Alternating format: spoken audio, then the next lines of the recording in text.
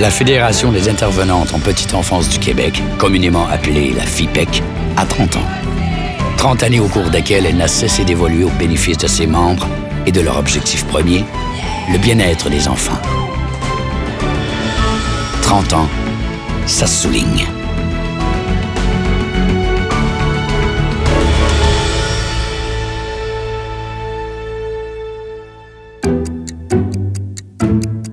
Les années 70, elles ont été importantes. Elles ont permis de mettre les bases de ce qu'allait devenir le réseau. Tout a débuté en 1985, lorsque la Centrale de l'enseignement du Québec a ouvert ses portes aux salariés des garderies, formant les syndicats des intervenantes en garderie au sein de la Fédération du personnel de la santé et des services sociaux. Le premier syndicat à voir le jour est celui des travailleuses et travailleurs en garderie du Nord-Ouest. S'ajouteront au courant de l'année ceux des régions de Montréal, de Québec et de l'Estrie. On compte alors 108 membres. Nous, on s'est syndiqués pour 2 raisons. Première raison, on pense que le syndicat ou les syndicats vont être un levier pour atteindre l'objectif d'un réseau universel et gratuit subventionné par l'État et ainsi de suite. Un autre levier, on se donne un autre levier parce qu'on veut que le gouvernement finance nos conditions de travail. C'est par cette voie-là qu'on l'a pris. C'est en 1993 qu'une fédération est formée, celle des intervenantes en garderie. Le syndicat des intervenantes en garderie change de nom pour devenir les syndicats des intervenantes en petite enfance, les CIP. Et en 2000, la centrale change de nom pour la Centrale des syndicats du Québec, la CSQ. En 1997, lorsque le gouvernement crée les centres de la petite enfance, la fédération devient la FIPEQ, la Fédération des intervenantes en petite enfance du Québec. Celle-ci ouvre alors ses portes à une nouvelle catégorie de travailleuses, les travailleuses autonomes responsables d'un service de garde en milieu familial. Dès lors, des alliances des intervenantes en milieu familial, les ADIM, vont se former un peu partout à travers le Québec, sans toutefois être reconnues comme des syndicats de salariés.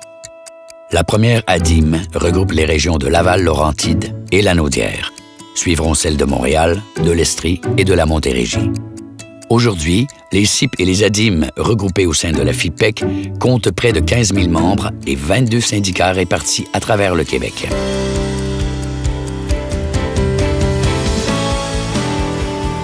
En 30 ans, la FIPEQ a pris part aux multiples débats qui ont façonné les services de garde. Ainsi, en 1988, devant la lenteur du gouvernement à mettre en place un programme de financement adéquat, la Fédération s'associe à une large coalition afin de revendiquer de meilleures conditions de travail pour les intervenantes et dénoncer l'absence de consolidation des garderies existantes et l'ouverture au financement des garderies à but lucratif. De son côté, la centrale revendique un réseau public de services à la petite enfance, incluant des services de garde universellement accessibles et gratuits rattachés au réseau scolaire public. Quelques années plus tard, en 1991, la Fédération adopte sa propre politique de la petite enfance.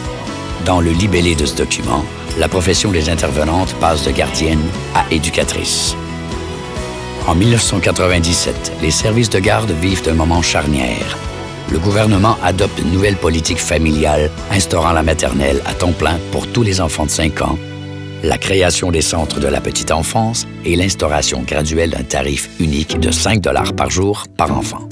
Enfin, on arrivait à ce pourquoi on s'était battu pendant tant d'années. On avait le sentiment de faire un pas de géant. Ça nous permettait d'imaginer, de rêver, de créer, de donner des suites à un développement massif, à offrir des services de garde partout au Québec. Ça nous permettait d'être créatifs aussi. Et jamais on n'aurait imaginé une réforme d'une telle ampleur. Le terme garderie disparaît du réseau public qui compte maintenant des centres de la petite enfance, ou CPE, et des services de garde en milieu familial, et relève désormais du nouveau ministère de la Famille et de l'Enfance. En 1999, après de nombreuses manifestations et journées de grève, les CIP obtiennent la création d'une table centrale de négociation réunissant, entre autres, les associations patronales des CPE.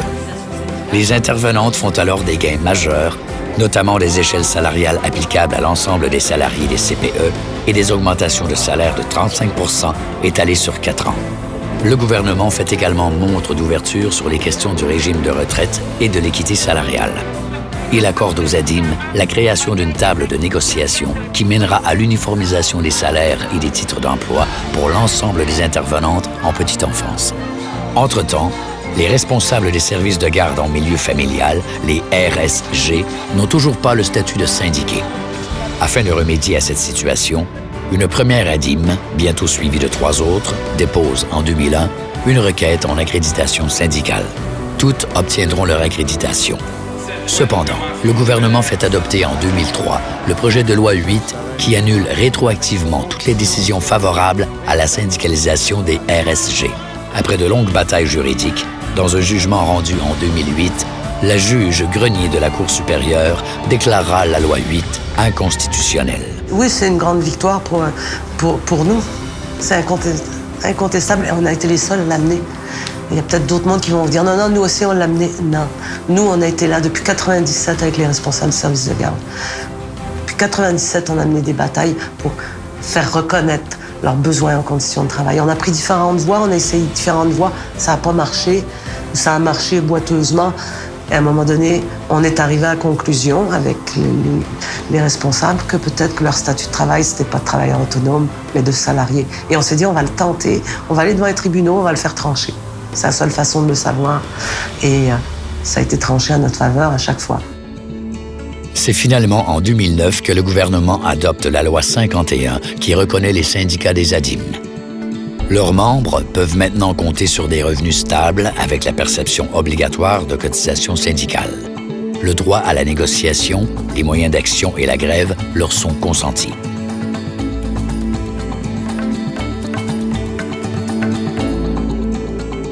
C'est certain, plus un secteur est syndiqué, puis plus il se donne un rapport de force important. Et c'est ça aussi, pour moi, le fondement de la fédération, c'est de dire la famille qu'on a créée avec les services de garde en milieu familial, puis les travailleuses et travailleurs de CPE, cette famille-là, c'est une force. La syndicalisation de toutes les intervenantes, salariées ou non, est enfin gagnée. Il reste cependant plusieurs enjeux sur la table, notamment l'implantation d'un régime de retraite. Celui-ci verra le jour en 2003, mais uniquement pour les salariés des CPE, ce que dénonce la FIPEC. Le dossier de l'équité salariale est tout aussi important. Ce n'est qu'en 2006 que les CIP bénéficieront enfin d'ajustements salariaux émanant du Comité national sectoriel d'équité salariale. Et depuis 2012, la FIPEC participe au comité transitoire de l'assurance collective qui a pour mandat de revoir l'ensemble du régime d'assurance des membres des CIP. À travers toutes ces actions, la FIPEC doit également voir à la négociation des conventions collectives des ADIM et des CIP. La première entente collective des ADIM est signée en 2011. S'enclencheront par la suite les négociations des conventions collectives nationales, regroupées et locales des membres des CIP.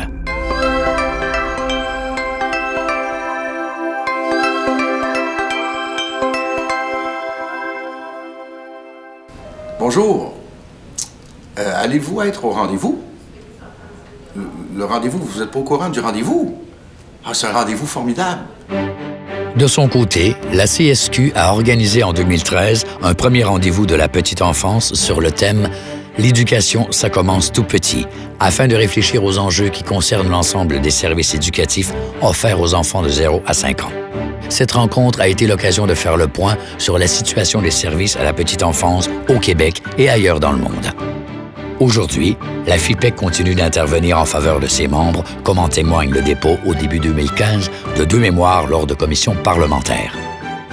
L'un réclame le retrait pur et simple du projet de loi 27 sur l'optimisation des services de garde éducatifs à l'enfance subventionnés, et l'autre se prononce contre le projet de loi 28 modulant les tarifs des services de garde.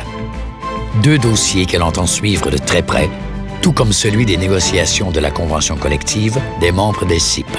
Qui pourrait se passer de ce réseau-là? Il n'y a pas un parent qui accepterait. Et maintenant, ce qu'il faut, c'est qu'on reconnaisse ce réseau public-là. Qu'est-ce que c'est un réseau public, au même titre que l'éducation?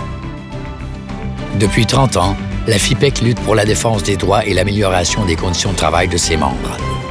Elle est particulièrement fière des progrès accomplis au cours de cette période dans la reconnaissance professionnelle et sociale des intervenantes, de même que dans la défense de leurs intérêts socio-économiques. La FIPEC poursuivra ses actions sans relâche afin d'obtenir justice sociale pour les professionnels de la petite enfance au bénéfice de l'ensemble de la société québécoise. Unité solidaire, intégrité, respect, confiance, proactivité. Les valeurs de la FIPEC, fondées sur l'amour des enfants et de la profession, résultent dans le plaisir d'agir pour la cause. Parce que la société change, la FIPEC évolue avec elle et sait garder le cap sur les enjeux d'aujourd'hui. Prenez part aux actions de la FIPEC, car ensemble, nous préparons l'avenir.